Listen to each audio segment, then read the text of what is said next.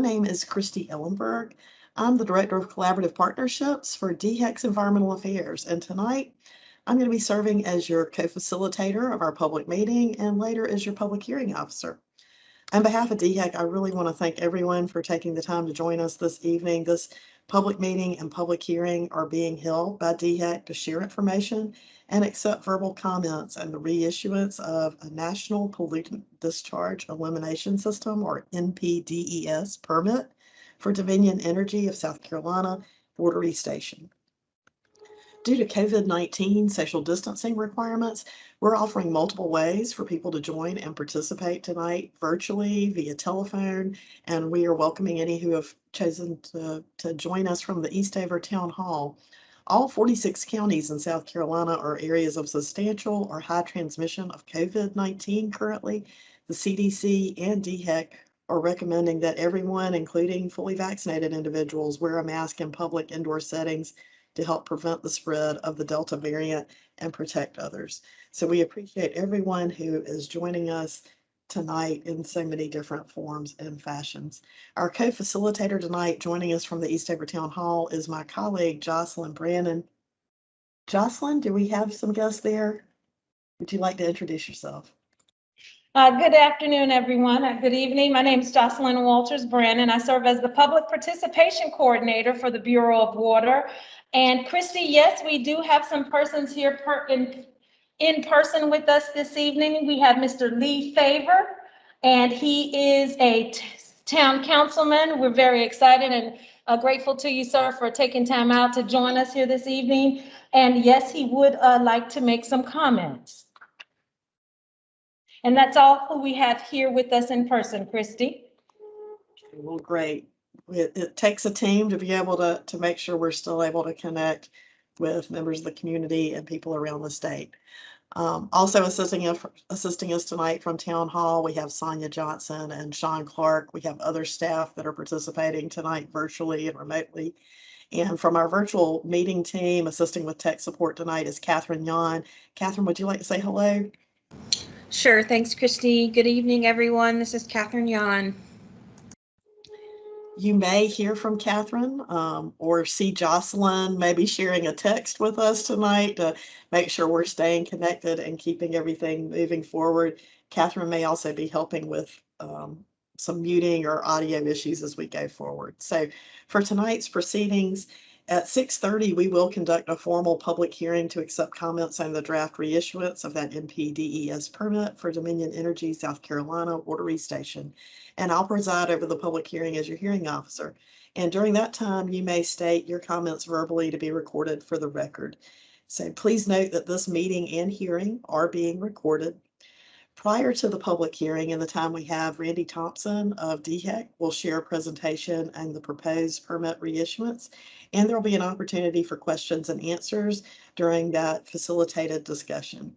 So we want to continue to provide those safe and effective opportunities for public involvement in our permitting process. It's a priority for DHEC in the wake of the COVID-19 pandemic. We're pleased to offer you the different ways to participate tonight. And please know that the virtual aspect does sometimes have its own unique challenges, but we really appreciate your patience and understanding as we work through any issues that may arise during the hearing. DHEC does have a web page that you can access additional information on and documents pertaining to this meeting tonight and the proposed permit reissuance.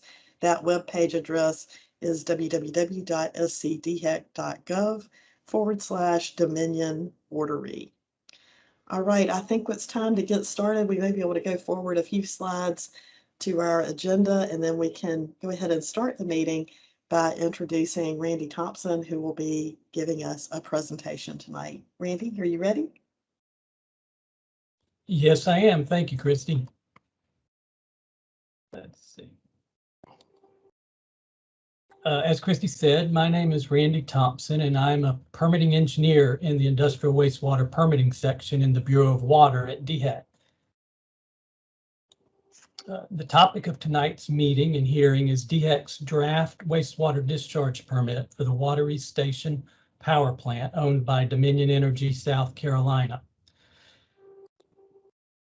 Wastewater discharge permits, also known as NPDES permits, allow wastewater to be discharged to creeks and rivers. NPDES permits are required by federal and state law and must have certain restrictions to protect the water quality of the stream or river. I will give you a brief overview of the facility and DHEC's draft NPDES permit. Wateree Station is located near Eastover on property that is next to the Wateree River, shown on the map here. Wateree Station burns coal to generate electricity. The plant began operation in 1970 and has 2 generating units with a combined generating capacity of about 700 megawatts. SCE&G, who owned the Wateree Station before Dominion Energy, submitted an application to renew their NPDES permit in 2012. In 2020, Dominion Energy submitted an updated application with more current information on their discharges. We use this updated information to draft the permit that we are talking about tonight. As with all coal-fired power plants and many other industries, there are wastewater discharges related to the plant's operations. Wateree Station discharges their wastewater to the Wateree River at this location shown on the map.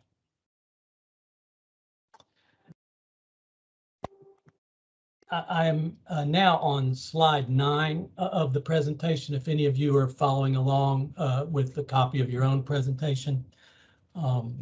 So Wateree Station discharges several types of wastewaters. One of the types of wastewaters that Wateree Station discharges is cooling water. Coal-fired power plants need water for cooling, and much of that cooling water is recycled and used over and over, but some of it must be discharged.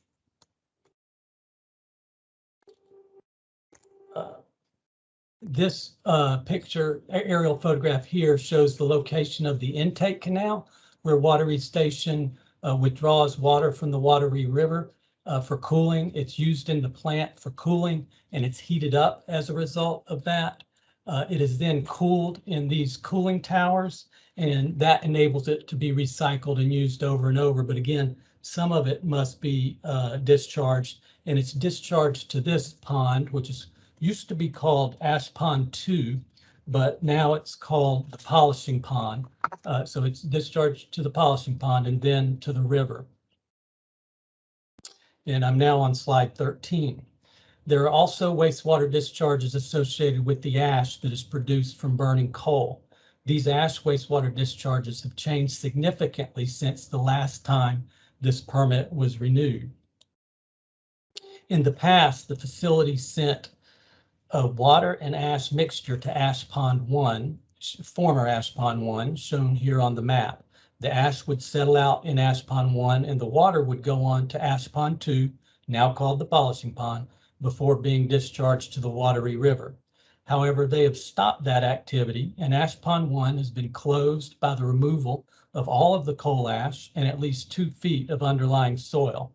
The pond was then backfilled with clean soil and grassed so that it would not hold water. And by the way, the former Ash Pond 1 there and the polishing pond, each of those are about 80 acres, just to give you an idea of the size of what you're looking at. Now the Wateree Station sends their water and ash mixture to equipment, location of which is shown here on the map, that separates the water from the ash.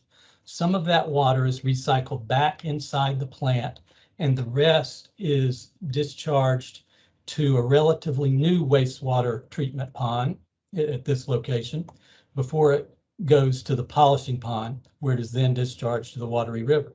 The ash is disposed in the on-site landfill, or some of the ash may be sent off-site for beneficial reuse.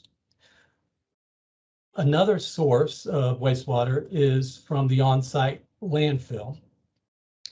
The landfill located here has a collection system for rainwater that gets into and on the landfill.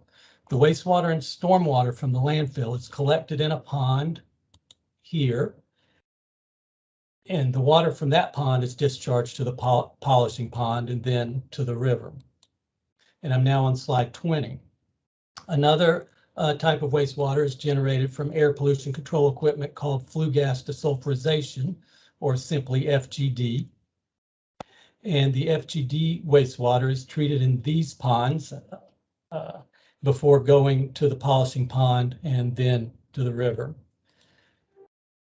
The stormwater runoff from the coal pile, shown here, goes to the new wastewater treatment pond, along with other miscellaneous wastewaters, before going on to the polishing pond and discharge to the Wateree River.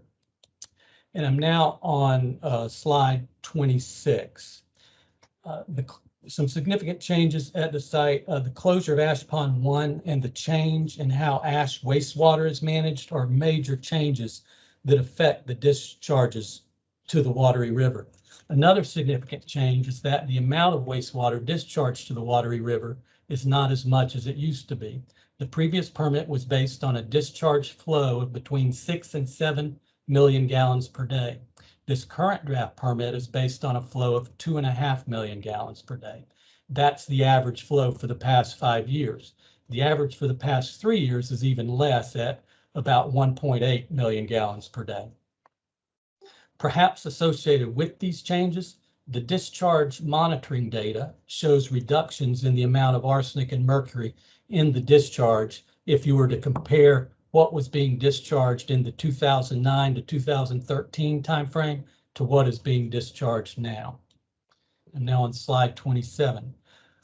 For the discharge to the Wateree River, the NPDES permit sets limits on total suspended solids, oil and grease, and pH. The permit also requires monitoring for flow, ammonia, mercury, phosphorus, bromide, and temperature. In 2010, DHEC received significant public input opposed to a permit change that removed the limits on the amount of arsenic that could be discharged to the Wateree River and replaced those limits with monitoring only. I mention that because in this current draft permit, we are proposing to remove the monitoring requirement for arsenic in the discharge to the Wateree River. The monthly arsenic monitoring data for the past 5 years shows that the concentration of arsenic discharge is at least hundreds and often thousands of times less than what the arsenic limits would be. If there were limits for arsenic on the discharge, they would be 15 milligrams per liter for the monthly average and 23 milligrams per liter for the daily maximum. However, the Wateree station typically discharges arsenic at a concentration of 0.01 to 0.03 milligrams per liter with a high of 0.04 milligrams per liter for the past 5 years. To put it in maybe easier to understand terms, it would be like having a monthly average spending limit of $15 per day with a daily maximum limit of $23. You could spend up to $23 for a day, but you can't spend $23 every day because your average for the month cannot go over $15 per day. What you actually spend is typically 1 cent or 2 cents per day, and your highest monthly average spending for the last 5 years is 4 cents per day. That example is similar to the low concentrations of arsenic in the discharge, and because of those low concentrations, we believe arsenic monitoring is no longer justified. But based on the response to DHEC's 2010 permit change, we recognize this proposed change could be a concern, and we would be interested in your comments on it. In addition to the requirements for the discharge to the river, the permit also sets the following requirements at internal monitoring points for specific wastewaters before they mix with other wastewaters. And I'm now on slide 28. For cooling water, the monitoring of flow would be required and limits would be set on chlorine, chromium, and zinc. For landfill wastewater and stormwater, the monitoring of flow would be required. For FGD wastewater, the monitoring of flow would be required and limits would be set on arsenic, mercury, selenium, nitrate, nitrite, bromide, and total dissolved solids. Now, these requirements would not become effective until December 31st, 2028, in accordance with federal regulation. ash wastewater would be limited by the flow amount, and that would become effective on January 1st, 2025. Internal boiler tube rinse water, which is only generated about once every 5 years when they need to clean out the inside of their boiler tubes, would be monitored for flow, and limits would be placed on copper and iron. The permit also requires other requirements such as the following, and I'm now on slide 31. The permit requires semi-annual groundwater monitoring at 9 groundwater monitoring wells that are mainly located around the former Ash Pond 1 and the polishing pond. The wells are monitored for several pollutants as shown on the slide. Total organic carbon and total dissolved solids are also included, but just did not fit on the slide. There are also requirements for cooling water intake, the cooling water intake structure to minimize the damage to fish, eggs, and larvae being sucked into the intake or stuck to the screens. Requirements to minimize the amount of mercury in the discharge to the Wateree River.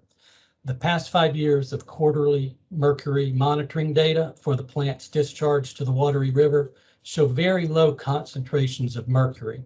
The highest concentration for the past 5 years is 23 nanograms per liter. A nanogram is 1 billionth of a gram. So 23 nanograms is a very low discharge concentration. However, the water quality standard for mercury, that is the amount of mercury that can safely be in a river or stream, is also very low. The most stringent water quality standard for mercury in a stream or river is 50 nanograms per liter. Wateree Station's highest discharge concentration for the past 5 years is less than that at 23 nanograms per liter. Even allowing no dilution by the river, the Wateree Station discharge concentrations of mercury are less than the most stringent water quality criterion. For that reason, a mercury limit is not required. However, in addition to requiring Dominion Energy to determine steps that can be taken to further minimize the mercury in the discharge, the proposed draft permit also increases the mercury monitoring frequency from quarterly to monthly. The draft permit would also require semi-annual sampling in the Wateree River for arsenic and nickel. And this is sampling in the river, not just of the discharge. So the public comment on this draft permit ends on September 17th. DHEC will take into account all of the comments that we receive, including those given in the hearing tonight. We hope to make a final decision by the end of the year.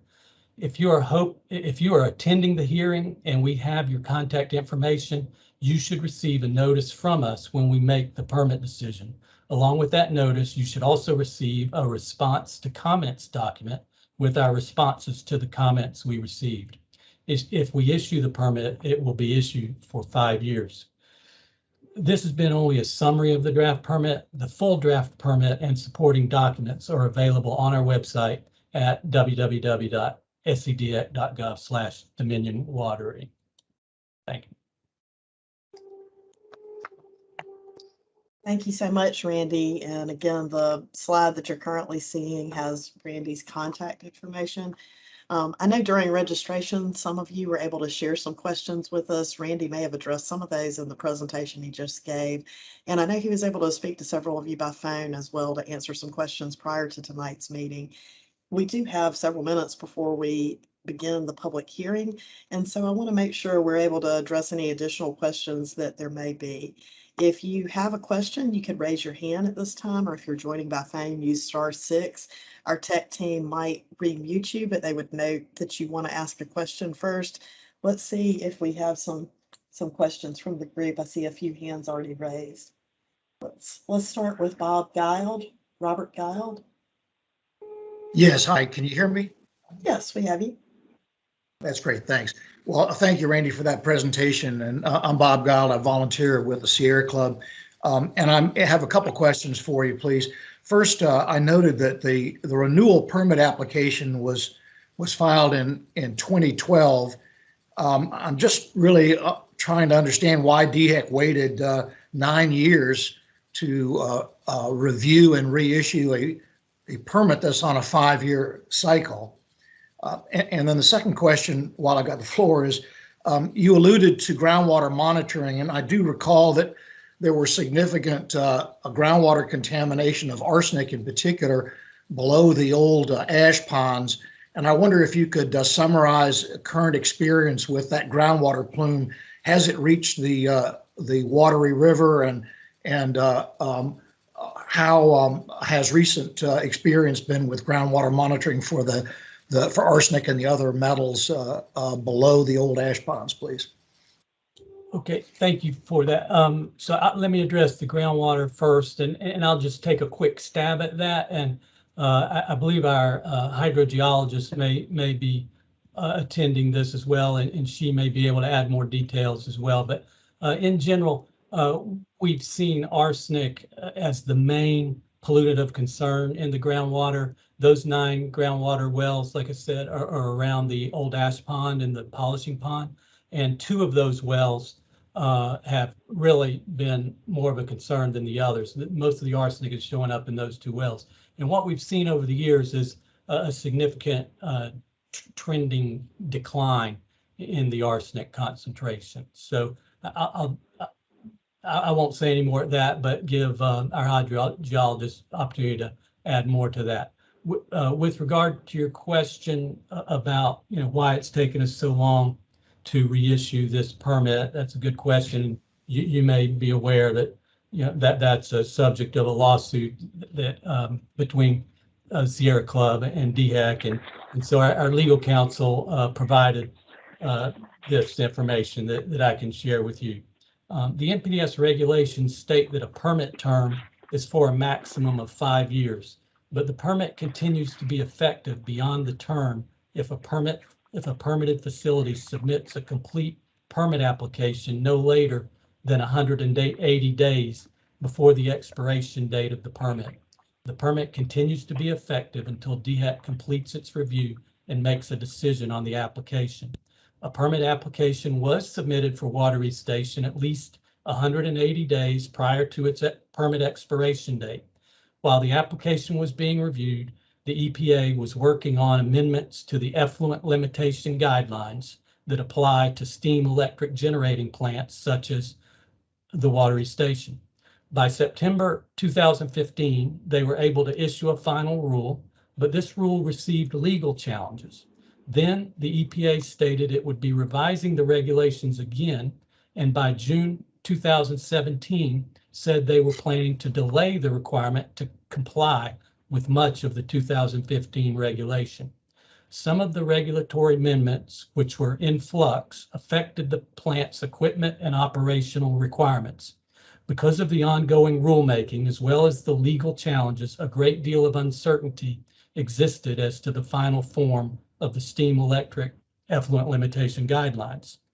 This uncertainty impacted the department's ability to finalize its review of the permit application for the Wateree Station. In October 2020, the EPA published a new final rule, which has also received legal challenges. The uncertainty continued, but ultimately the department agreed to act on the application and public notice a draft NPDES permit for Wateree Station by July 1st, 2021, with the caveat that our review could be further impacted and delayed because of challenges to the final rule issued by the EPA in October 2020. The caveat has not come into play, and as agreed, the department issued a public notice of the draft NPDES permit for Wateree Station on July 1st, 2021. So, Carolyn, I don't know if you had anything else to add regarding the groundwater. Hi, yes, my name is Carolyn Moores. I'm a hydrogeologist, and I'm happy to answer your question about the arsenic plume. It's not really a plume, it's underneath the ash ponds, and it has decreased significantly over time. In fact, 1, 2, 3, 4, out of the 5 wells that are directly adjacent to the Wateree River, on the east side of the plant, only one went over MCL for arsenic, which is 10. And it was an anomalous reading on this last round of groundwater sampling. In fact, it's still within the mixed zone contaminant levels that we're seeing. And it was one high reading. And over the past several years of groundwater monitoring, we've only had 2 total readings that were in the same range. So, for example, also the seep, you mentioned migration to the river, and the older calculations that were used back in 2010 when a seep was identified, the calculations were actually very low, an estimate of 1.26 micrograms per liter, and with the concentrations much lower. Also, a lot of work was done to stabilize the bank and create barriers, but now, as you know, the ash has been removed, and so the source has been removed from that, and the calculations are significantly lower for that, and they were already very, very low. So that is minuscule and really compared to the surface water of the Wateree that's moving. Thank you.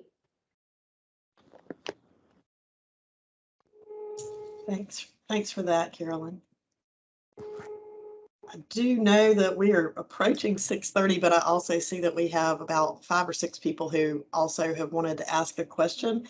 Let's see if we can fit in a few more questions, and then we will honor kind of starting that public hearing time. If y'all can give us a few extra minutes of leeway there.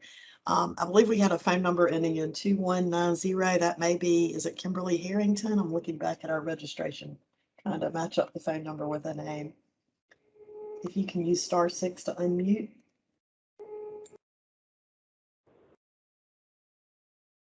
I think you're unmuted and remuted. It looks like you're unmuted. Hello. Yes. Hello. Yes. This is Kimberly Harrington. So I appreciate the time to speak, and I certainly listened to the presentation. Randy Thompson, I appreciate your summary of everything. As far as the water plants and the energy cooling and the polishing pond and all of those things. So my concern specifically is that even though we have that you have the landfill on site and the rainwater that's collecting in the pond and discharged and all of that, and it's treated, that the reduction of mercury and other things that build up into people's exposed over time, but we need a zero tolerance for this.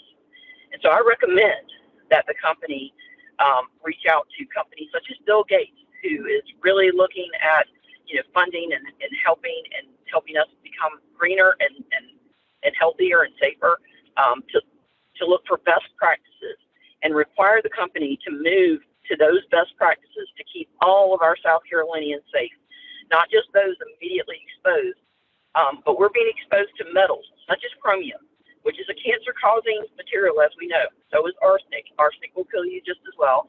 These things build up into our systems over time.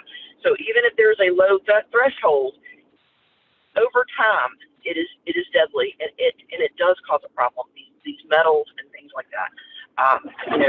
It just basic science teaches us that, and even though our education system isn't the best in South Carolina, I certainly have learned that.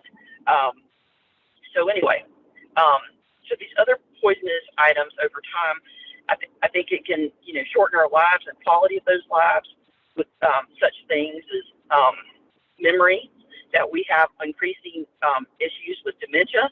I think we can trace that to it. Autoimmune. I personally suffer with lupus and cancer. My family certainly has a lot of cancer within the family, and it seems to be getting more and more prevalent, and we know why. All of which are within our South Carolina state. And of course, the animals, and I thank the Sierra Club for taking point and asking those questions about such things as the plume and representing our state, representing and taking care. I can't thank you enough for being here for this meeting. But animals and first and most directly impacted along with the land. And that's where we get our food from. We're not that far. We, as South Carolinians, we absolutely know exactly how close we are to the food source. And we should not have to learn this lesson the hard way. We are allowing industries to buy goods that are poisonous. So I need you guys to do better. Ms. Harrington, I want to make sure we check in. This was, again, before we haven't started that formal public hearing yet to get those public comments. And so I wanted to make sure we want to try to get a few quick questions in. And I do want to honor that start time. So I appreciate that. I want to make sure that we're able to get to that comment period. And I know several of you who have your hands raised were signed up for public comments as well. So just again, getting those public comments formally on record is really important for us. Let's make sure we check in with a few of the hands that are raised too, and then we can get to that comment period. And I want to make sure we're able to come back to you at that time to make sure those are formally recorded as well. Thank you, Ms. Harrington. Well, ma'am, I'm heading to church right now, so I may not be available to repeat those comments. So I appreciate your time to do that. My only question was, why are we allowing our land and water to be polluted? That's my question. Okay, thank you. Randy, do you want to? We base our permit limitations and our permit conditions and our permit requirements on regulation and regulation and water quality standards, and those regulations allow certain amounts of pollutants to be discharged. We believe the regulations and water quality criteria are protective of human health and aquatic life, and even over periods of time, like you were mentioning, drinking water is considered that, somebody's not just taking a drink, but they're drinking that water for years. That is built in to the water quality criteria that our NPDES permit limits are based on. So yeah, while we don't require no pollutants to be discharged, we do allow some pollutants to be discharged, but that's based on regulation, and we believe that it's protective. Okay, let's see. I know it's already 6:33. We wanted to get to those. The public comments are so important with our public hearing. Let's check in real briefly. I see Pamela has a hand raised.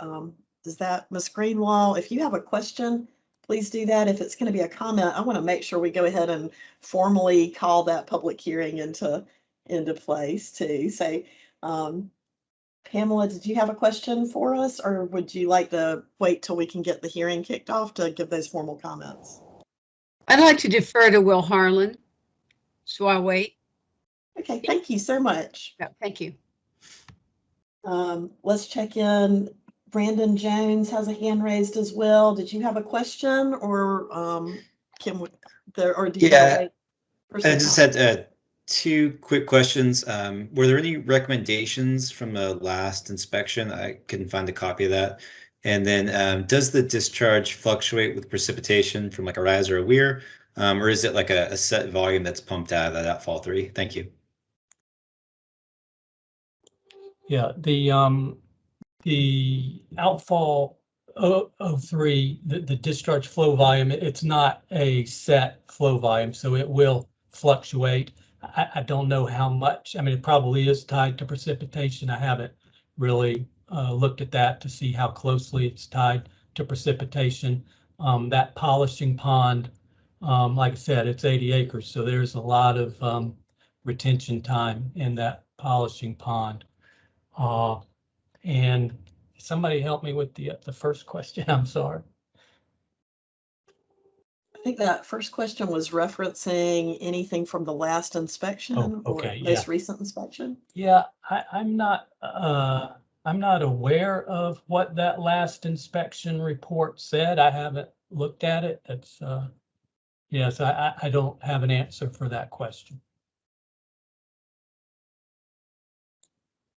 That may be something we can follow up with after this meeting. Sure, absolutely. Yep. Thanks so much, Will Harlan. I think we've already heard that you're here by popular demand. We want to make sure we get to some questions from you, and again, we're trying to get to that public hearing portion in a moment. Certainly. Thank you for the opportunity to ask a quick question. What will be the criteria for the mercury minimization plan aside from shifting from quarterly to monthly reporting? With the Wateree River already under a fish advisory for mercury, just wondering how DHEC will be authorizing additional mercury to continue to contaminate and bioaccumulate. So they'll be required to evaluate their source materials, their practices to see what they can do to minimize mercury. There's no objective standard on that, and we will review that plan. We'll make comments on it if necessary. And again, you know, your comment about how we're allowing mercury to be discharged when the Wateree River already has a mercury fish consumption advisory. It really gets to that point I was making in the presentation that when a water body like the Wateree River is impaired for mercury, say, we don't allow any dilution in our calculations when we're determining permit limits or if permit limits are required. And so for mercury, we're not allowing any dilution, and they still are under the water quality criteria for that strictest water quality criteria of 50 nanograms per liter. Their highest in the past 5 years was 23 nanograms per liter, and they're typically less than that as well.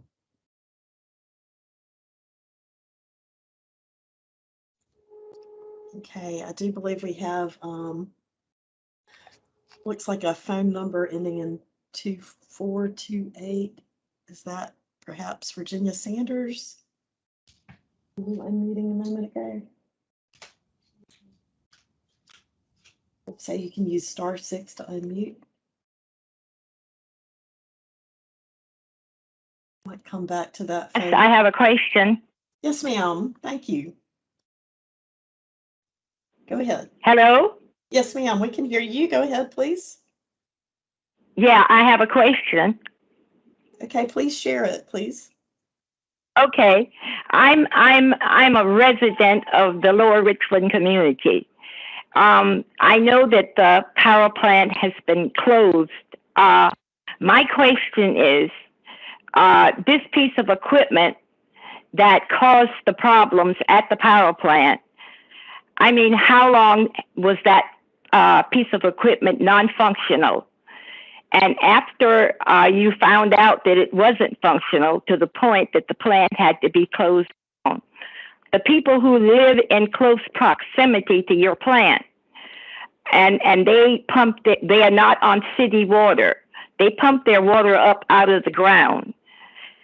Have you tested those people's water to make sure that the arsenic and the mercury that your plant puts out into that you make sure that it hadn't gotten into people's groundwater? And how often, even under normal conditions, when your plant is functioning properly, how often do you check the groundwater of the people around your plant? Because, I mean, it can cause so many problems for people, everything from paralysis to memory to ability to concentrate. And all of those things are very important to young people who are in school. So I think there should be a requirement for you to cover the cost of bringing in a private company every so often to check the water that people who are located in close proximity to your plant are drinking. And that should be a part of your permit. Okay. So with regard to your question about if we have sampled private residences' groundwater wells, I'm not aware that we have, and I was asking that question earlier today, and we looked into it and couldn't find any indication where we have sampled. And this is DHEC. I'm with DHEC, Department of Health and Environmental Control. So I understand. Yes, ma'am. Okay. So we have not done that. And I'm not aware that Dominion has done it either. They are required to monitor their groundwater on their site and report those results to us. Your question about the shutdown of the plant, the temporary shutdown due to an equipment malfunction, I really don't have much information about that. I am aware that one of the two units, or both of them, I'm not sure, have been shut down due to some issue there, but I don't have the details on that. Well, shouldn't Dominion be required to give the people in the community the details on that? How long was that piece of equipment not functioning? I mean, it could have been not functioning properly for a year. That means it wasn't doing the job that it should have done. It could have been allowing astronomical amounts of arsenic and mercury to get into to go off of. And you said the Dominion monitors what's on their property, but what about that? What flows off of its property? And the Wateree River also flows down into Lake Marion and Lake Moultrie. Is there a mercury advisory for those people who fish? And a lot of those people eat that fish. And if the Lake Wateree is contaminated with mercury and arsenic, then it's even going down to Lake Marion and Lake Moultrie, and people are eating contaminated fish. So is there a warning on those two lakes? So, Brandy, I do know. Yes, ma'am. I'm pulling open a map right now, and it looks like there is there's a fish consumption advisory for Lake Marion as well as Lake Moultrie. And again, back to your question about the equipment, I'm not aware. I don't. It was my understanding that it had something to do with the power generation units not being able to operate, or one of those not being able to operate. I'm not aware of what negative environmental consequences that might have caused, but I mean, you raise a good point. I'll look into that and get the details on that and see if there is any negative environmental consequences on that. And I would like to know how long was that piece of equipment in that plant non-functional or not functioning properly? How many inspections do you do on that plant a year? It's my understanding we're not out there every year. That we may get out there about every other year or so, and we may get out there to do our own sampling, to check on their sampling. That may happen about once every 5 years. So that's the information that our compliance group has indicated to me. So yeah, I understand what you're looking for, how long that equipment was out for, and I'll see if I can track down that information from Dominion. Yeah, thanks for those questions. And again, the great purpose of tonight's meeting is to get some questions, but also to make sure we get to that public hearing to get some formal public comments. I appreciate everyone's time as we've been able to extend that question and answer a little bit. I want to see, I know Elaine Cooper has had her hand raised. I want to see if Ms. Cooper has some questions for us, and then make sure again that we can get to the public hearing portion of tonight, because that serves such a valuable purpose as well. So Ms. Cooper, did you have a question? Yes, I have two questions actually. Are you ready? Can you hear me? Yes, ma'am, we can hear you. Okay, great. Has DHEC entertained the idea that the Wateree coal plant has contributed to the mercury arsenic levels in Lake Wateree? Number one. Two, since DHEC is set up to protect South Carolina citizens, what is the plan to monitor private wells surrounding the coal plant? Okay, your first question was about Lake Wateree, which is upstream of the Wateree Station discharge. I would not expect that the Wateree Station discharge would impact water quality in Lake Wateree, which is upstream. Let me alter that question. Is DHEC entertained the idea that the Wateree coal plant has contributed to the mercury and arsenic levels downstream? Well, we know that they do discharge mercury and arsenic, so to the degree that that discharge has contributed to the fish consumption advisory for mercury. By the way, that fish consumption advisory is also for PCBs for the entire Wateree River, not just downstream of Wateree Station, but for the entire Wateree River, all the way up to Lake Wateree. I don't know that we can say how much that discharge contributed to that fish consumption advisory. And on your question about private wells, as of now, we have no plan to be monitoring private wells. Well, of course, don't you think you should? Because DHEC is set up to protect South Carolina citizens. I don't think we have any information that leads us to believe that we need to be doing that at this point. Do you I think, believe, do you acknowledge that's your mission to protect the South Carolina citizens? Ms. Cooper, I believe in Eastover, we have Sean Clark who's coming to the podium, and he may be able to help answer your question if we can go to him for a moment. Sean? Right. Yes, ma'am. As Carolyn Moore noted earlier, there was not a plume that left the plant site. The groundwater contamination was underneath the pond. That has been cleaned up. They've tested the levels, and while there's still some arsenic there, it's at much lower levels than it was before, and there's no indication that it has left the property site. So therefore, while we are protecting South Carolina, if there's no indication the plume has left the site, there's no need for us to test the wells because it wouldn't be a fault of the Wateree Station. So you we are doing expound to all of us, all the citizens who are on this phone call, how you cleaned up the arsenic levels. Right. They removed the ash from the site. Then they also removed 2 feet of soil from underneath the ash pond. So all of that was taken off site, is the way I understand it. And they've been sampling the water levels since then. Now, I'm not the hydrogeologist expert that Carolyn is, but that's how it was cleaned up. And could you expound further? Where was this arsenic taken off site? Where? We can get back to you on. I don't have an answer.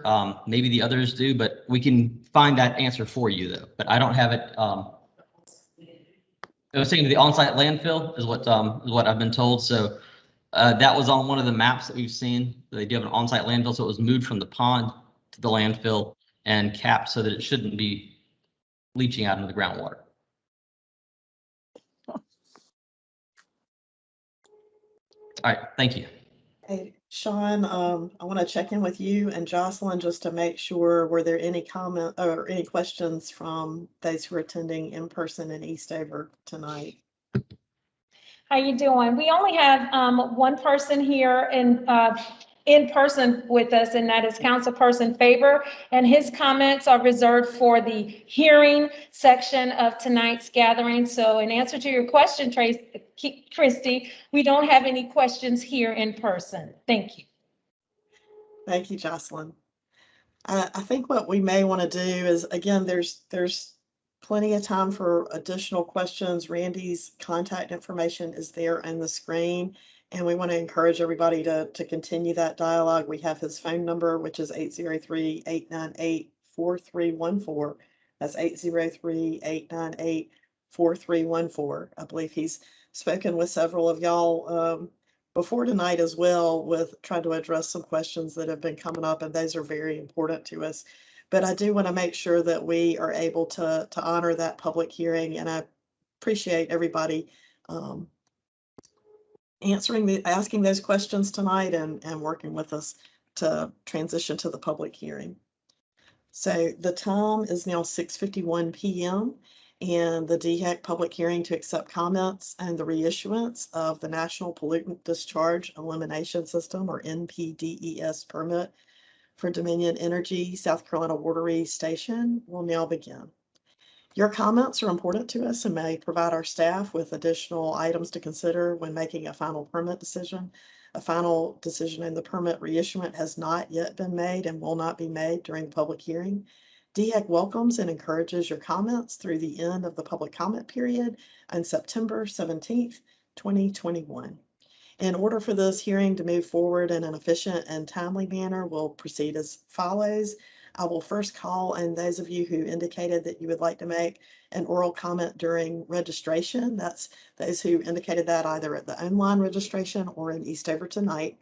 If you decided that you no longer wish to speak when you're called on, you may decline at that time.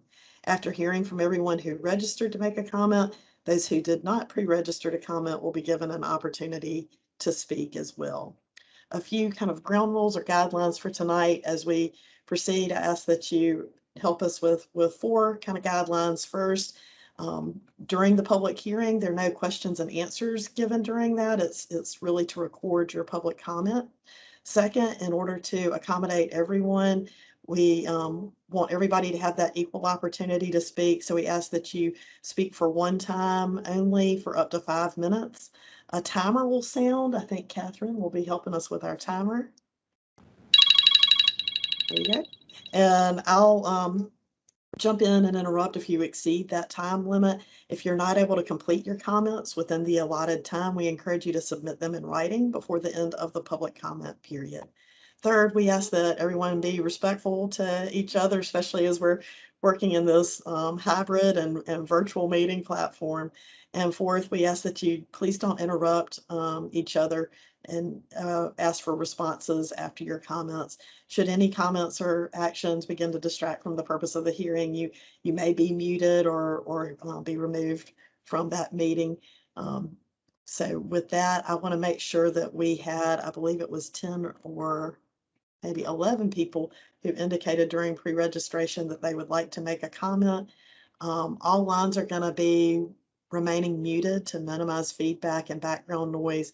When I call your name, just as we did with the Q&A, if you're joining by phone, please press *6 on your phone to unmute your line. And please state and spell your name for the record. Again, if we are calling on you and you've joined virtually by computer, you can unmute your mic at that time. Again, if you can begin by stating and spelling your name for the record, that is very helpful to us. With that, I believe, Jocelyn, you did have someone there who wanted to begin our comment period. Is Councilperson Lee Faber? Yes, it is. And I'll step out of the way so he can come and bring those comments. Thank you. Good afternoon. My name is Lee Faber, and I'm a resident here of the town of Eastover. And I have several concerns, primarily with the discharge and the quantities of pollutants that is being discharged. There's no such thing as a minimal or a safe amount of arsenic and mercury that's being discharged into the river, because quantitatively, acutely, you may not have a problem, but chronically, you know, there's going to be a problem. So you just can't say that we are discharging minuscule amounts and leave it at that, because over a period of time, then it's become quantitative, and then it become a mass amount. So my primary concern is, what are you changing, or any process is going to be changed to facilitate the monitoring disparities? I know I hear you talking about monitoring every 5 years. What's going to happen between that period of time and if there's an incident where you have a massive amount of discharge? How are you going to identify that and how are you going to identify, how are you going to mitigate the health effects? So what what my main concern is not necessarily acute activities. I'm primarily thinking about chronic activities and the long-term effect on the health of this community. Now, how much time do I have? 5 minutes. Now we talk about the groundwater, and I heard some mention the other day about the plume is not moving. I don't think that's a true statement because water does move. And yeah, there's an aquifer somewhere in this area, and everybody in that area, and they're on drinking water, on wells. They're affected in some kind of way. I'm sure they are, because there's water movement, and if you're dependent on groundwater for consumption, you're going to be exposed, and even acute exposure become chronic exposure, and then you increase the potential for health effects. Now, in this area also, we have a high incidence of cancer, and we also have learning disabilities here in this area, and that could be contributed to your emissions. However, we only think about the discharge, but we never discuss your plume. I mean your emissions from your stacks. So my thing is, what are the concentrations that are being emission? What are the emissions that are coming from those stacks, and how this affecting the community? Now, I worked at that facility, and as a matter of fact, I was on top of that last stack that was built, and during the time we were constructing that, the at a certain period of time, depending on the wind direction, the emission was so caustic until we had to actually come down, and for a just for periods when it happened spontaneously, we had gas masks up there. So there is a problem, not necessarily with the groundwater, but you have an array of problems with your discharge. And I really have some concerns if we're talking about decreasing the amount of monitoring that you're doing for arsenic and mercury. That just doesn't make a lot of sense to me. It seems to me if you're really concerned about this community, you'd be increasing the amount of monitoring. That way we can wrap our arms around the situation if it should occur. I just don't understand why you're going to say, because, and then again, I guess one other thing too, I know we only have 5 minutes, but I could talk months on this thing, but what process are you changing? Where are you getting your coal from? Because basically where the various coal come from, you have different potential for a greater amount of arsenic to be in that type of coal. So there's an array of things I think that you really should come down and talk to this community about and give us a truth, a good industrial hygiene analysis of what your emissions are and how it's affecting the long-term health of this community. You have children here, and they're going to be living here for the duration of their lives, and they're going to have children. So you have responsibilities to this community. You just don't come here and make money and then degrade us as if we are just a tree that you normally cut down. That's my time. I'm sorry, but I'll yield myself to another time. And Councilperson Faber and all who are in the line, again, there are additional ways to give comments after tonight. The public comment period goes through September 17th. And so going to our webpage affiliated with this, reaching out to Randy, whose information we continue to share.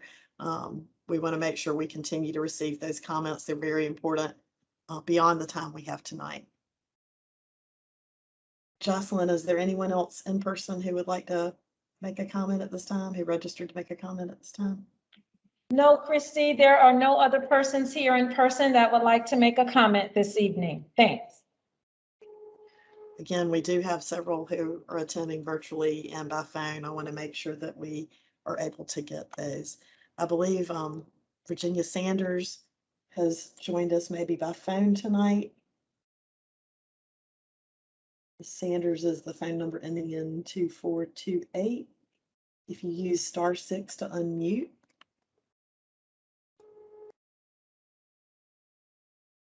I see your hand raised, Ms. Sanders. Let's see if we can help you unmute. Again, if you use *6.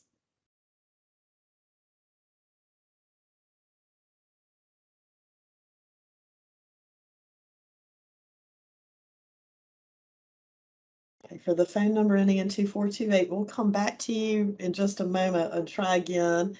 I do see actually next on our list, right in time, with her hand raised, is Elaine Cooper. Ms. Cooper, want to give you your 5 minutes? Yes. Can you hear me? Thank you. Yes, ma'am. Thank you I- so much. And if you could begin by kind of stating and spelling your name for the record. Thank you so Okay. much. It's Elaine, Elaine, Cooper, C as in Charles, OOP as in poor, ER. Okay, you ready? Hello? I Yes, guess so. ma'am. I'm sorry. I muted to give you the Okay. stage. Yes, Okay. ma'am. You have 5 minutes. Thank you. Wateree, the coal plant, is a dirty, broken coal plant that needs to be retired as soon as possible. One of Wateree's aging units exploded last year. It will not be fully repaired until the summer of 2022. Wateree is the oldest coal plant in the state. Wateree raises electricity bills for everyone. It's one of the most expensive power plants in the state because it's old, outdated, and requires significant repairs and grades. It has been poisoning our community for too long. The toxic pollution needs to stop immediately. Any mercury and arsenic, any mercury and arsenic is unacceptable. Remember when, the governor used to have all state employees answer the phone, that we were beautiful places, smiling faces. Are you kidding me? Any mercury and arsenic is unacceptable. Toxic wastewater from the Wateree coal plant flows into the Wateree River and into Lake Marion and Lake Moultrie, the most popular fishing and recreation areas in the state. All South Carolinians are affected by the pollution from this coal plant. Predominantly Black and low-income communities like Eastover have been hit hardest. And again, I want to make a comment that is extremely difficult for me, and I have some of the best internet connection you can possibly imagine. I could not get on, even though I downloaded the app for Microsoft Team. I could not get on for a while, starting at 5:35, 45. I could not call in.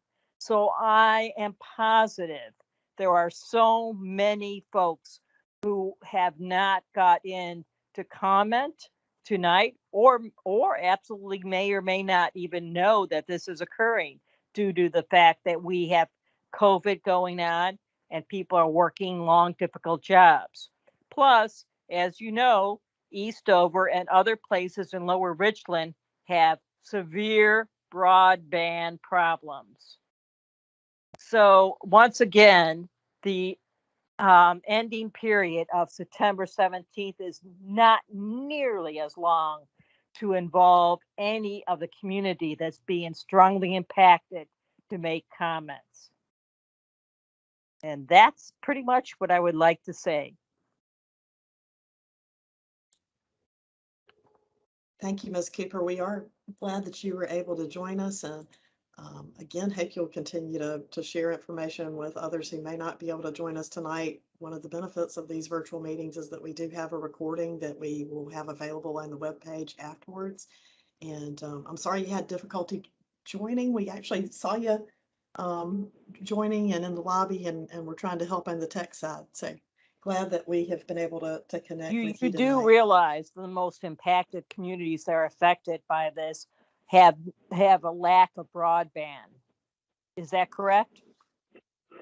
Ma'am, our community engagement team is always doing everything we can to connect and engage community. So we appreciate you being here tonight. I want to make sure we get the comments from others who want to join us as well, who want to be part of the public hearing. Next, we have, let's see if we can go back. It looks like Ms. Sanders, if you've joined us by phone, ending in 2428, looks like you're Yes, unmuted. I'm on. Okay, I'm on. great. If you could begin by stating and spelling your name, I appreciate that. Okay, that's Virginia, Virginia Sanders, Sanders. I'm a resident of Lower Richland. And what bothers me most is all the polluters that we have in the Lower Richland community. If this power plant wants a permit, they should be held accountable to the damage and the harm that they are doing, not only to the people in Lower Richland, but also to the environment in Lower Richland. They are filling the rivers with mercury, with arsenic. Lord heavens, I don't know what they're putting into it. For years, there were tons of coal ash piled up by this plant in unlined pits. I mean, that's an accumulation of pollutants that went into the groundwater, which people who live in close proximity to the plant are drinking. SCE&G was the culprit. Now the culprit is Dominion. Before that permit is issued, and it should be written in that permit that this company has to bring in a private company that the community chooses ever so often to check the water that's coming up into these people's homes, that it's being pumped into their homes, to be sure that that water isn't killing them, that that water isn't toxic and polluted with mercury or arsenic or Lord knows what else. And we don't want Dominion to choose the company because they are the ones who are paying for it. So therefore, the company is going to say and do what Dominion wants. And I think that you at DHEC, I understand where you fit into this puzzle. But the state needs to pass stronger laws to protect the citizens against occurrences like what's happening to our groundwater and also to our air. Need to protect us against these companies that come in and pollute the environment and kill us. And with this COVID, this virus now running rampant across the world, it is more important now that we have stronger regulations. And in that permit that Dominion is applying for, all of these issues should be written into that permit. And if they want to operate that coal burning power plant, which I don't want it to be operational, I wish it were closed down tomorrow. If they're going to operate it, they're going to operate it in such a way that protects the people that live in such close proximity to that plant, to protect the people that eat the fish out of those rivers, that they subsist on that fish out of those rivers, and that fish does not poison and kill them. As a previous caller was talking about the amount of cancer, I mean, the amount of children with learning disabilities. It even affects reproduction of men and women. I mean, they are killing us. They are making us very, very unhealthy. And I think the people who are doing this should be held accountable. So I don't know if my 5 minutes are up, but I want to be sure that my remarks are included in this because it perturbs me that big corporations are allowed to get away with killing us. And like I said, I live in this community, and the level of arsenic and mercury, it has to be higher than the federal regulations require or the state regulations require. If you've got a piece of equipment in that plant that's running, and Lord knows how long that piece of equipment wasn't functioning properly. So therefore, I don't see how the levels of mercury or arsenic or anything else could have been at standards that's regulated by the federal government. It had to be over the requirements of arsenic and mercury in the water that Dominion was discharging into the Wateree River that affected thousands of people who doesn't even live in Richland County. That's the end of what I have to say. Thank you, Ms. Sanders. I do see we have a few hands raised, and some of those are also names that pre-registered. I'm going down the list of those who said they wanted to participate. So we do see your hands raised, and we will get to you. I do want to go next to Frank Holloman. Is Frank Holloman in the line? Hey, can you all hear me? My name is Nick Torrey. I'm here to speak for Frank Holloman because he's stuck on an airplane. Okay, Nick, thank you for joining us. If you could. He wanted to join in, but he is not able to. But I'm an attorney with the Southern Environmental Law Center and a colleague of his, so I'm going to make the comments tonight. Yeah, if you could begin by just stating and spelling your name for the record, we really appreciate you being here, Nick. Thank you. Certainly. It's Nick Torrey, Torrey. And again, I'm with the Southern Environmental Law Center. And I'm going to say some mean things about this permit, and you'll see why. Unfortunately, we feel strongly this permit represents a significant failure to protect the people and the natural resources of South Carolina. This power plant is one of the largest polluters in the state. It's right upstream from the Congaree National Park. And the context for this permit, as people have pointed out, is that the last one was issued back in 2008. The Clean Water Act, sets out that these permits are supposed to be regularly updated to reflect advances in wastewater treatment technology, and they're supposed to incorporate those as you go along. But instead, we've had this tremendous delay, and then the proposed permit, as it's been put out for comment, would contain no new limits on toxic pollutants. There are placeholder limits that would theoretically go into effect in 2028, but those aren't going to happen because the facility will be retired by then. So those are really not, they don't exist in the sense that they will never go into effect. The upshot of that is that you will have had 20 years from 2008 to 2028 of no action and no limits on toxic pollutants in this wastewater, when you're supposed to have regular progress to reflect the technology that is out there. And there are plenty of available technologies to treat this waste. The two principal concerns about the substance of the permit. Number one, this uses, having waited all the way through when other limits were in place, this now takes advantage of a Trump administration exemption for facilities retiring by 2028. And those, as I said, those limits that are in the permit will never go into effect, so they are meaningless. But to do it now, when EPA is currently re-examining that Trump administration rule and may not allow these exemptions going forward, would be a terrible mistake, because it would lock in this defective approach of having no limits on the pollution for years and years, potentially all the way out till the end of the life of this coal plant, when Dominion Energy is perfectly capable of treating its wastewater using membrane filtration, which is really the best available technology that's out there. That's well recognized, and it's being used elsewhere.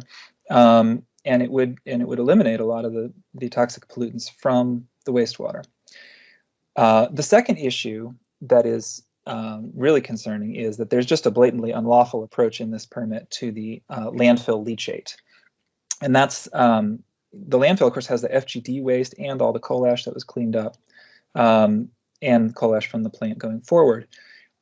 This is a regulatory failure by DHEC because the EPA has now said up in Region 1 that you can't do what DHEC is doing here. There was a ruling from the Fifth Circuit Court of Appeals that struck down the weak approach to leachate limits that was in the Obama era 2015 ELG rule. What the Trump administration tried to do and what DHEC has done here is to say, well, there's no 2015 limit anymore, so we'll just revert back to the same weak limits that were in the 1982 regulations. Well, that's exactly what the Fifth Circuit said you can't do, and now it's exactly what EPA Region 1 and its appeals board has said you can't do. And we have those documents, and we will be submitting them to you in our written comments, which we'll do by the end of the comment period. But you all need to realize this: the approach to the leachate is not going to fly because it's directly contrary to the requirements of the Clean Water Act, and EPA has now confirmed that. So unfortunately, as I said, this is a regulatory failure from top to bottom, and it's a failure by Dominion. And if this permit were to stand, really Dominion would not be able to be considered to be an environmentally and socially responsible investment. And it needs to be aware that this is setting a very bad example for the community, for the waterways, and for the state. So we ask you to start over on this permit. They need to have best available technology set using best professional judgment for the leachate. They need to require membrane filtration in order to stop the unnecessary flows of toxic pollutants out of this facility. Thanks. Thank you, Mr. Torrey. Appreciate you being able to speak tonight. I want to make sure that we, again, get to those who had pre-registered to comment at tonight's hearing. Do we have Will Harlan in the line? I believe we heard from Mr. Harlan earlier. Hi, yes, I'm here. Okay. Mr. Harlan, if you could begin by stating and spelling your name. Thank you so much. Sure, it's Will Harlan, W-I-L-L. Harlan is H-A-R-L-A-N, as in nest. Yeah, I have some mean things to say about this permit too, and I appreciate all of the previous commenters as well. DHEC has issued a permit that allows the Wateree coal plant to discharge mercury into the Wateree River and allows for even more arsenic and other toxic heavy metals to be dumped into the river. As has been noted, this proposed permit has no new limits on toxic discharges. 20 years of no progress when there's plenty of available technologies to treat this waste.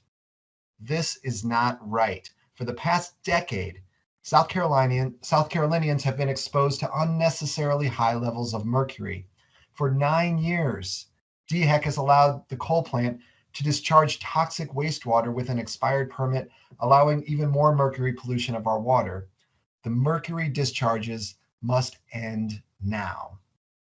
DHEC needs to issue a much stronger permit that protects the people of Lower Richland and surrounding and downriver communities.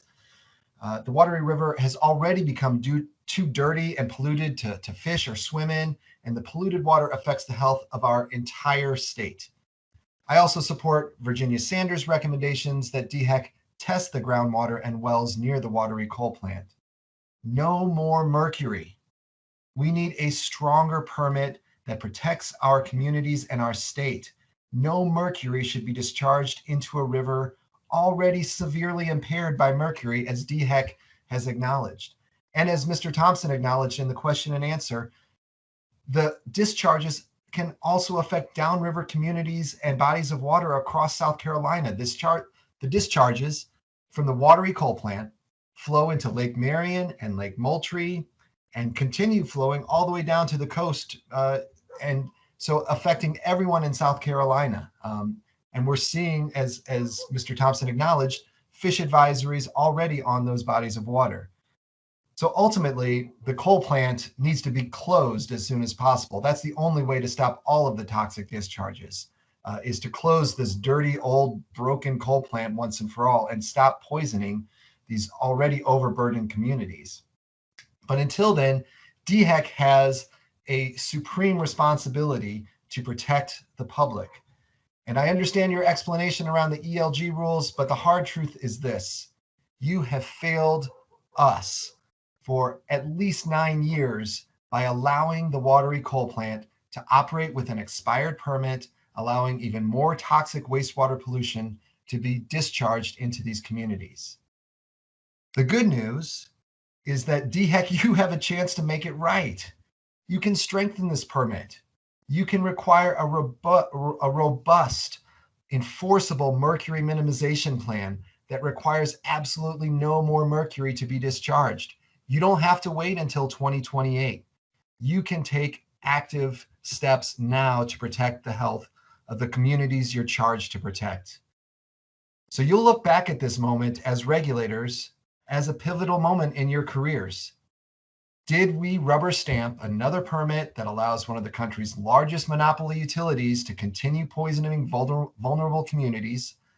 Or did we, in this moment, step up to protect the public and the waters that all South Carolinians cherish? That's really the question tonight that each of you will need to ask yourselves and to answer. But the Wateree coal plant has been poisoning communities for far too long, and DHEC, the toxic mercury pollution, needs to stop immediately. Thanks.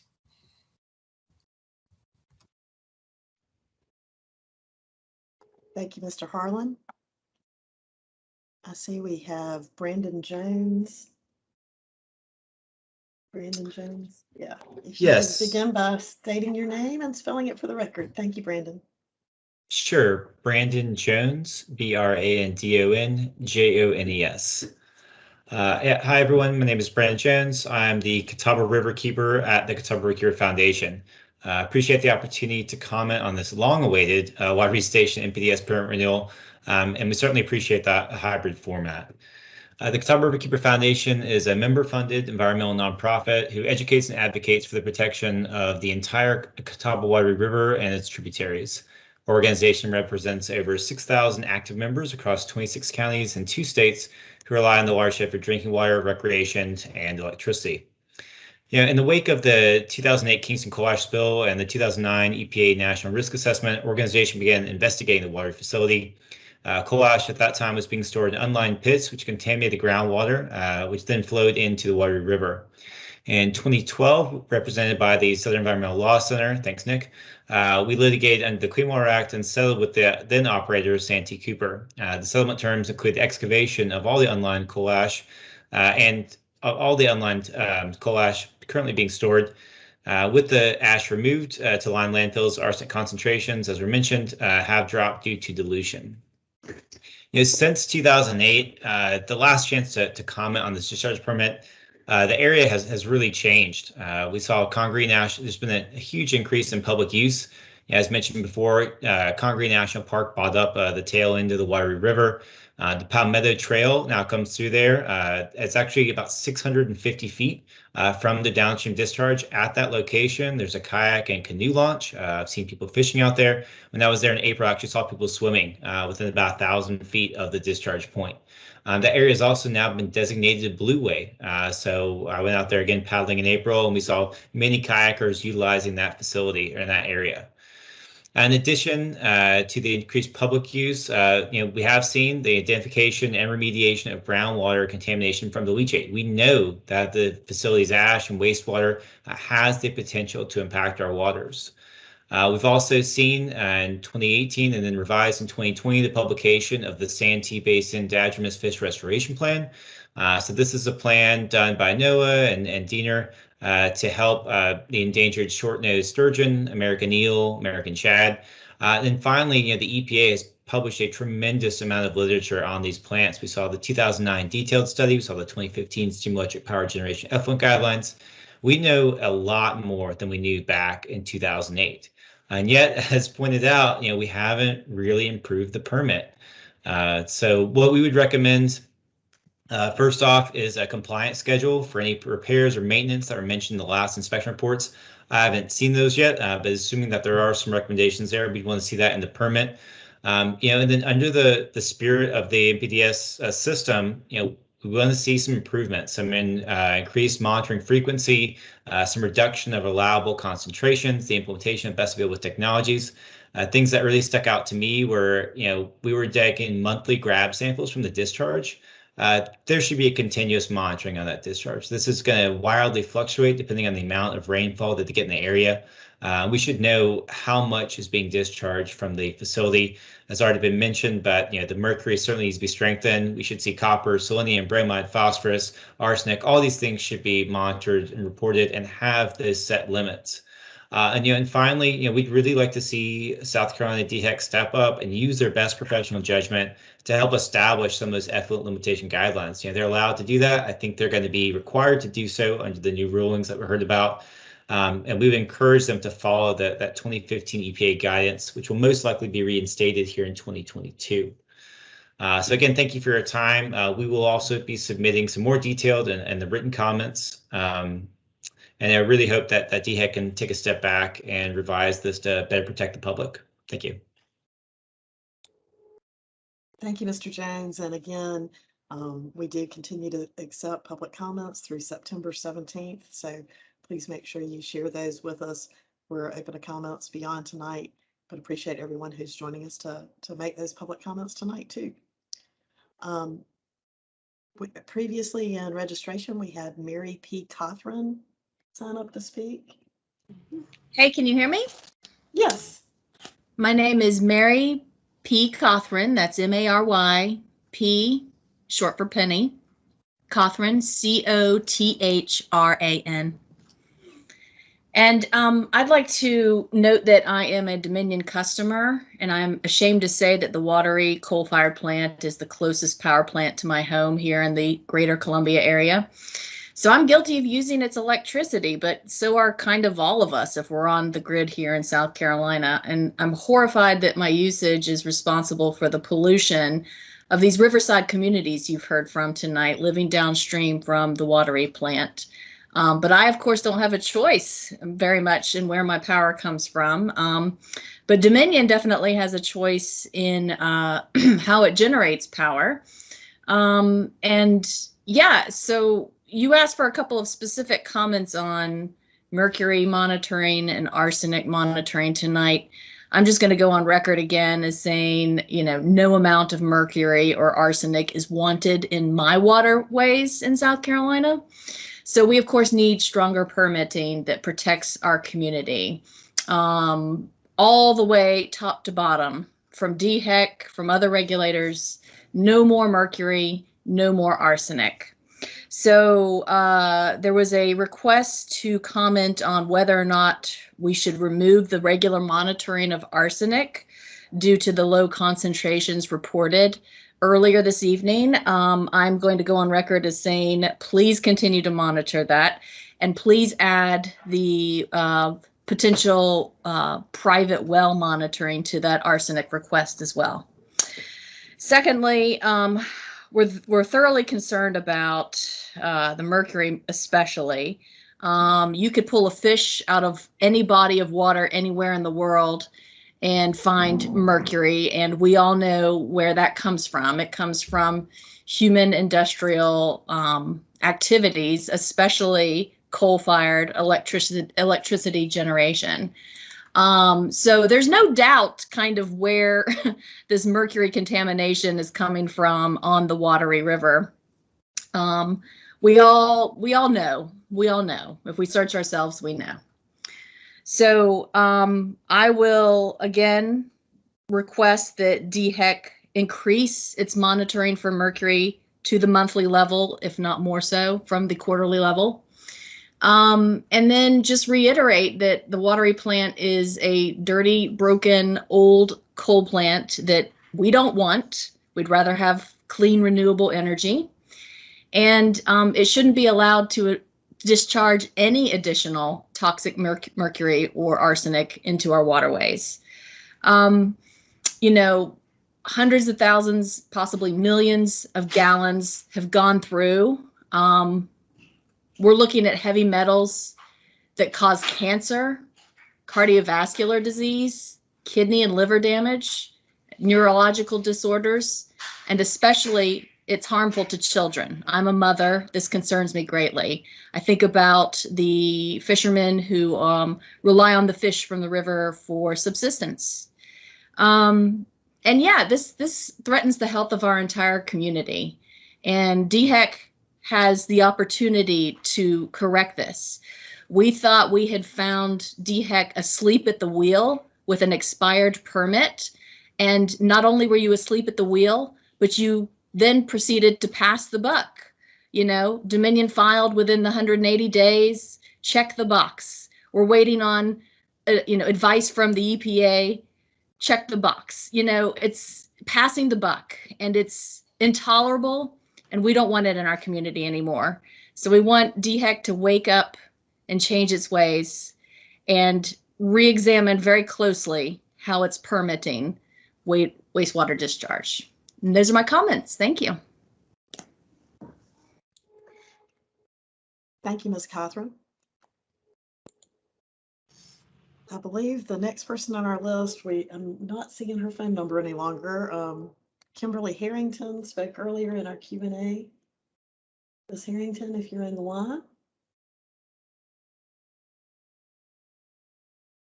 She did say she was on the way to church, so we will try to check in with her before we adjourn, and I'm glad she was able to participate earlier in the night.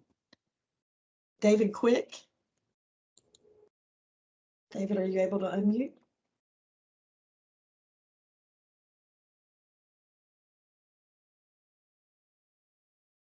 I see Mr. Quick has joined us virtually and has his hand raised. Let's see if David Quick can unmute.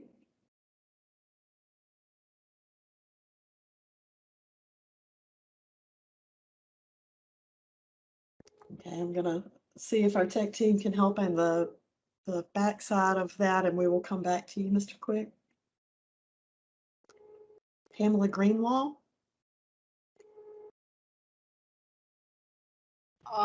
Yes. Can you hear me? Yes, ma'am. Okay, very good. Thank you very much. Okay, my name is Pamela Greenlaw, P-A-M-E-L-A. Last name Greenlaw, G-R-E-E-N-L-A-W. I'm not going to say anything wildly new that you haven't heard already. However, I do want to reiterate some very strong points people have made.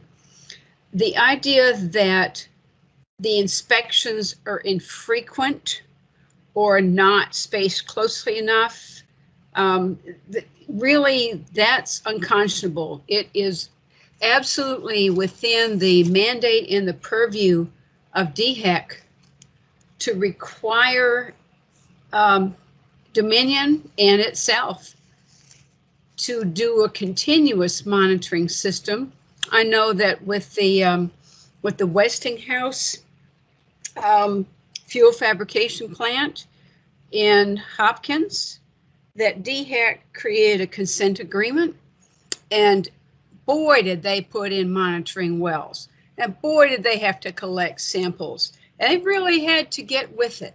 So we know that it's within your power, and we really expect you to do better with this. You must have more frequent inspections, and some of them should be not necessarily planned, surprise, go in and do some samples when they don't expect you, because you'll get really good data. I don't believe that the data you're collecting is in great enough quantities for you to actually see a strong trend of increase or decrease in pollutants.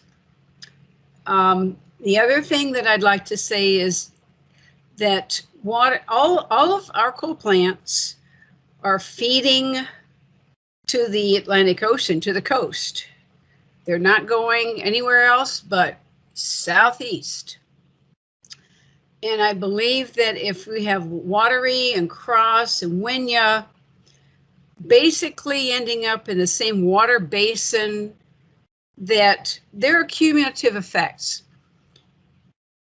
it's incumbent upon DHEC to look at how those effects are going to be accumulated through the state, affecting all these communities, Lower Richland, of course, but also the ones along the way. You stated earlier that the mercury is coming down from, I guess perhaps upstate or in even other states, even maybe from North Carolina. But it doesn't give us excuse to compound that. And Wateree shouldn't be allowed to continue to compound the same pollutants that are going to end up in communities, our citizens, our friends, our brothers in lower parts of the state. I believe that the mercury minimization plan is something you must do. And it just doesn't make any sense to anybody on this call, and I know it doesn't to you either, that we can't eat what we catch. It's been this way for years. As Mary pointed out, this is a worldwide problem now because coal plants have created this mess. But we've created the mess and we're perpetuating it. I'm going to agree that the filtration, the membrane filtration should be done with an eye to closing the plant before 2028. It does not need to go for another 7 years. It doesn't mean that improvements should not be made immediately. They must be made immediately. Okay, and I think that's all that I would like to say at this time. Thank you. Thank you, Ms. Greenlaw. Thank you. Does look like David Quick maybe has tried to join us with a different device. Hey, yeah. Can you hear me? Yes, sir. I'm sorry, I went to that star whatever and forgot what number.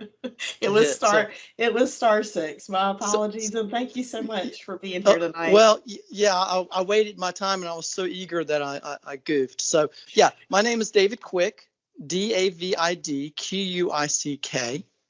I live down in Mount Pleasant, which is, downstream from Wateree. We're all downstream, I've lived in South Carolina for 30 plus years, and my dad was from South. We've lived here forever, and I've always been very disappointed at how we treat our environment, our beautiful state, all the waterways, all the land, and this is just yet another example of how, haven't we allowed companies like SCNG and Dominion to pollute our rivers and streams and enough, our drinking water? I mean, isn't it time? It's the 21st century. Why are we polluting waterways for a non-renewable source of energy that that served its purpose in the 19th and 20th century? I mean, this plant was built in 1970, as everybody has talked about, and is yet another example of environmental racism in the state of South Carolina. We put all the polluting plants near the people who are Black, brown, and poor. And I've had my grandmother go through a radioactive waste situation up on the South Carolina, North Carolina line back in the 90s, and I was just astounded at learning about this back then. And I just think it's time. It's time for us to really respect all South Carolinians. It's time to respect our land and our water and what we're doing to future generations.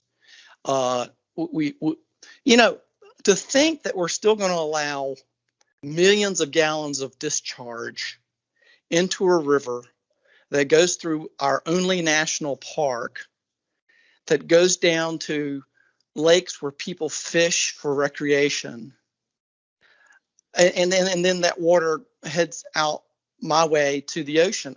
It just is mind-boggling to me. So the way I see it is,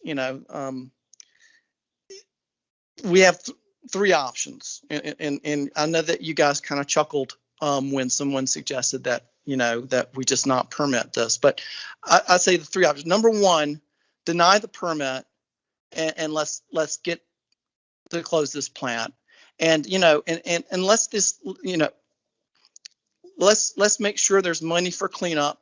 But think about converting that property to a solar farm or a wind farm.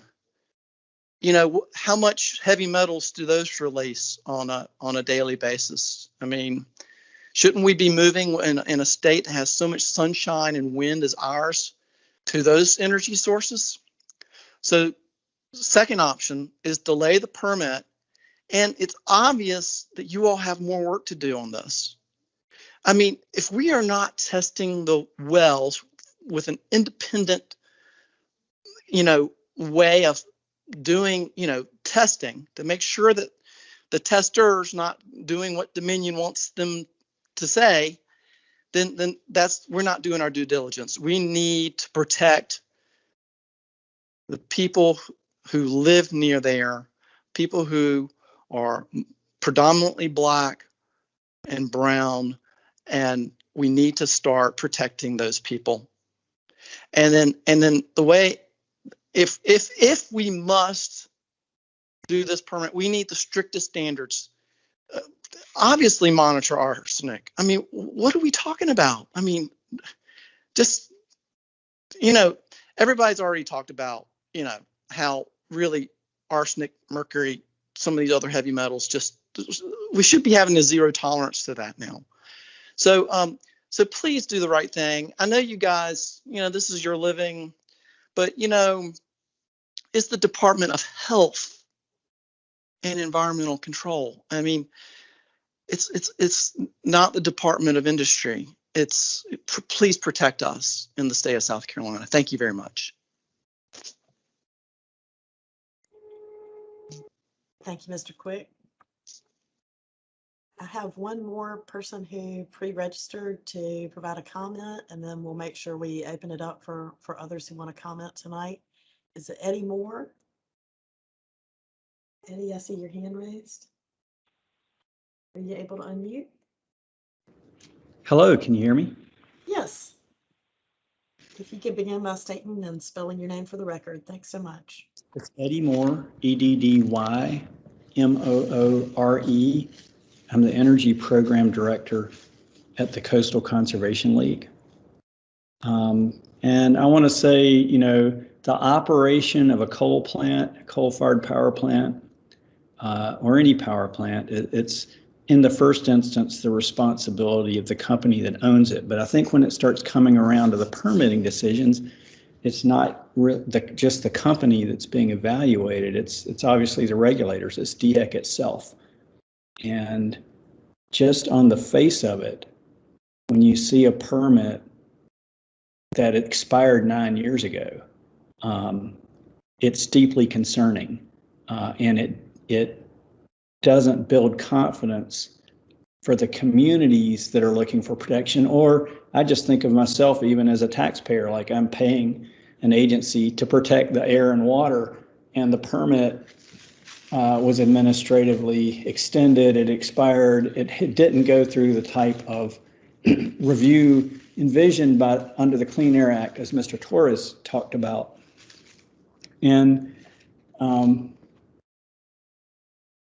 I would add, that's a discretionary act. I think, one of the DHEC comment personnel in the question period said, we have to enforce the rules that are here, and there's always discretion. And one of the discretionary issues is when a permit expires, when there's a regular comment period, do you re-up the comment? Do you actually go through the permitting decisions? And then here we have a case where best available technology should require membrane filtration for the wastewater. And DHEC didn't try to make that stick. And then DHEC does rely on the Fifth Circuit decision, and South Carolina is not in the Fifth Circuit, but a Fifth Circuit court decision that rejected EPA landfill leachate rules from 2015. But it's a selective reliance, right? It's a reliance on the part that got rid of the rule, but not a reliance on the part of that same decision that said we need stronger rules, stronger, not weaker. So the DHEC is choosing to revert to 1982 rules, even though EPA has since, in the First Circuit, indicated that a stronger rule should apply. And so I'm pointing out 3 different areas where DHEC's discretion was to lean against stronger regulation and more protective regulation over a really long period of time. And potentially you are proposing to just let this plant ride it out from 2008 until 2028, 20 years, discretionarily allowing them to not make any investment in pollution control improvements. So like I say, that's very concerning to us. And this is one small part of the operation of this plant. It's one small part of the big picture and how this plant operates and how our electric system operates, but they're all connected.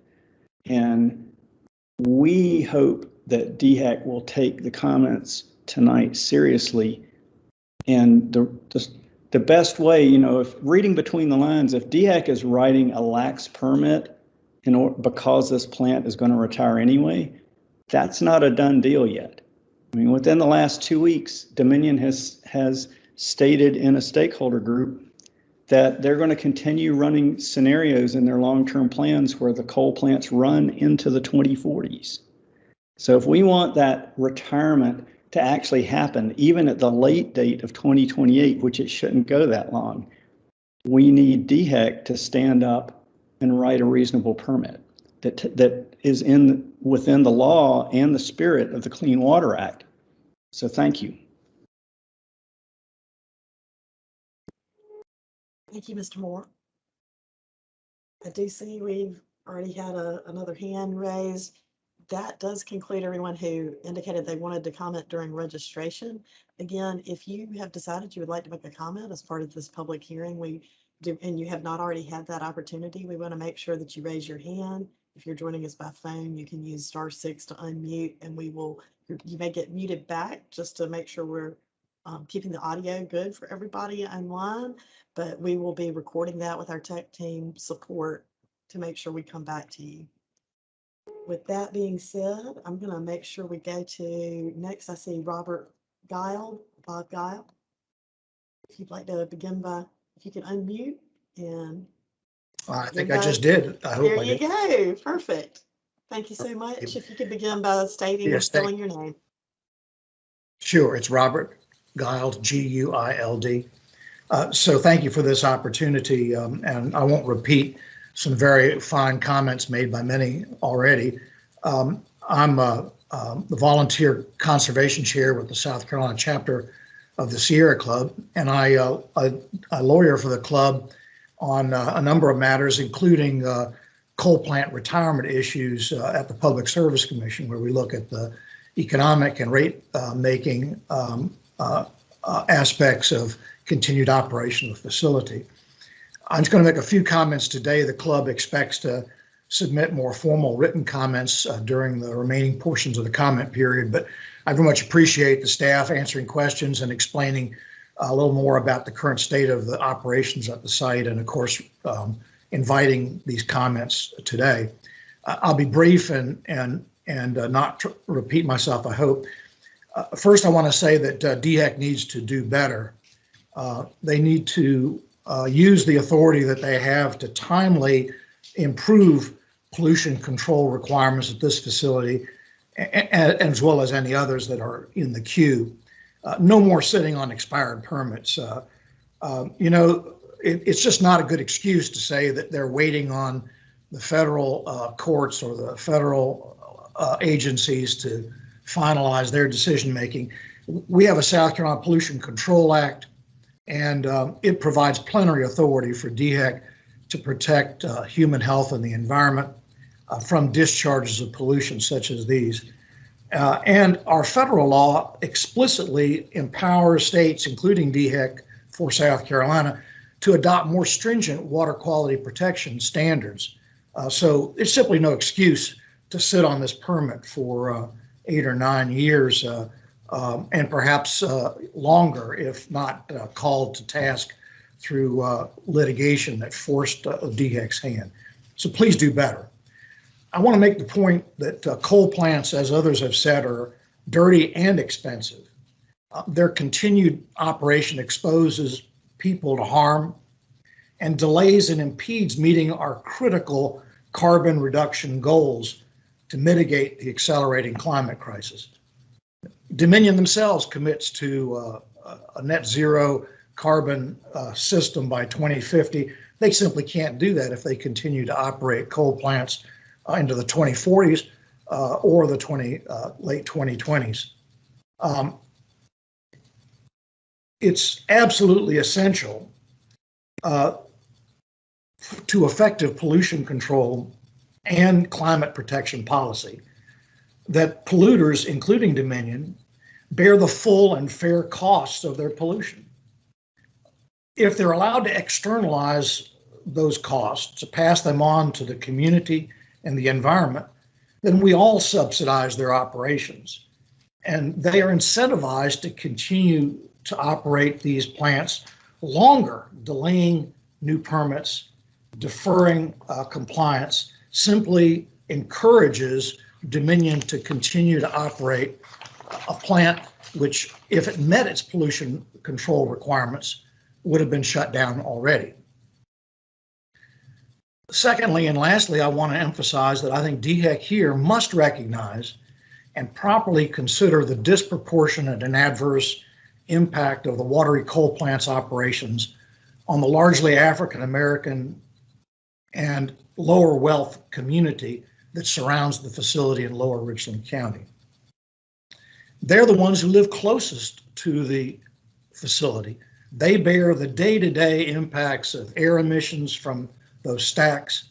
And indeed, they often are the same people who depend upon fishing and use of the surrounding open space for subsistence fishing and hunting.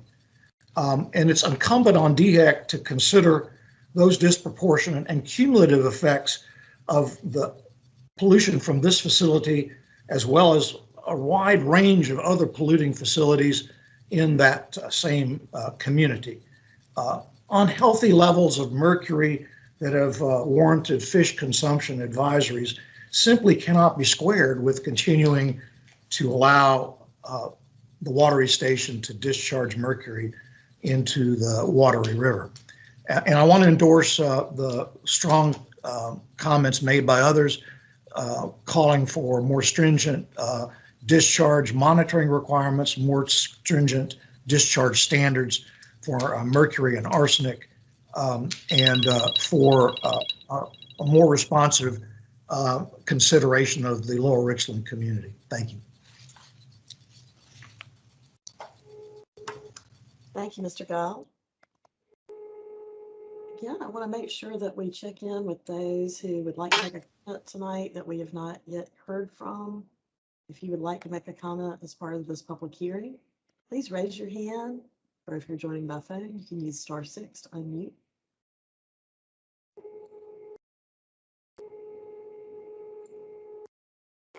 If you did get a notification that said you have 5 minutes left in your meeting, that's not going to end our meeting spontaneously, so you don't have to worry about that. That's just sometimes Microsoft Teams tries to be very helpful for us. I'm not seeing anyone else raise a hand. wait just a few more seconds. If there's someone who, again, would like to make a comment tonight as part of our public hearing.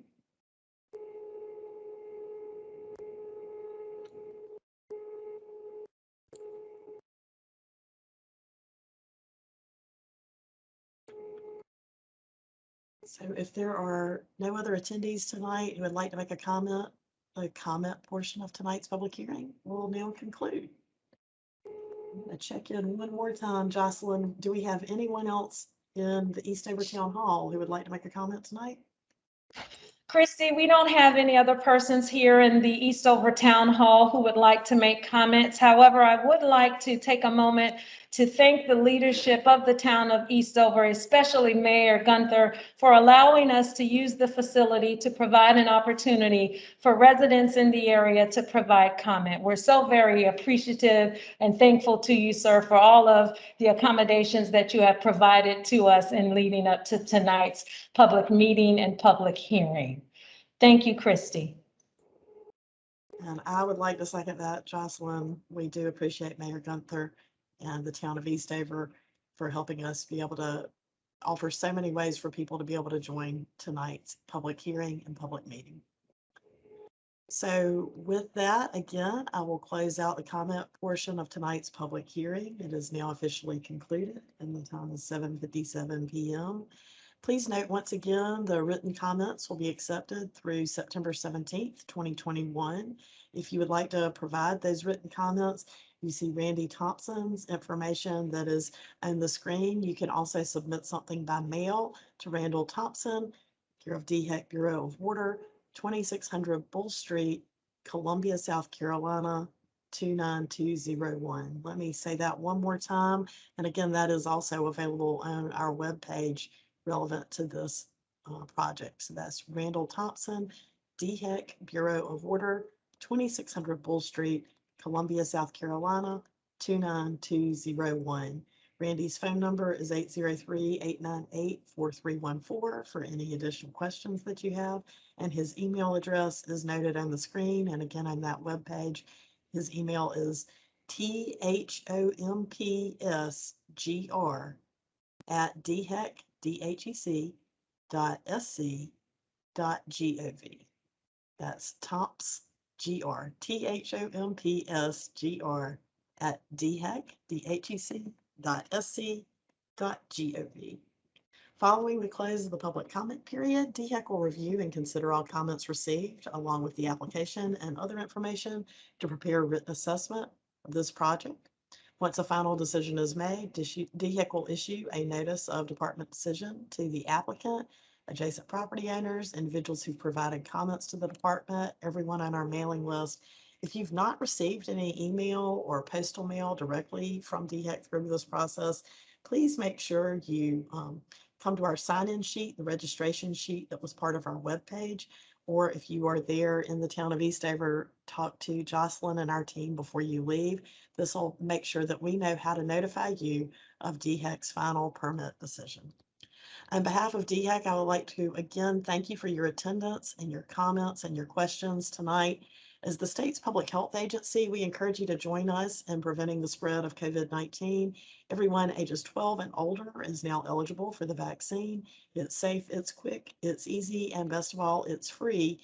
No ID and no insurance are needed. For information on COVID-19 and finding a vaccine location near you, call 1-866-365-8110 or visit our website at scdhec.gov/VaxFacts. That's VAXFACTS.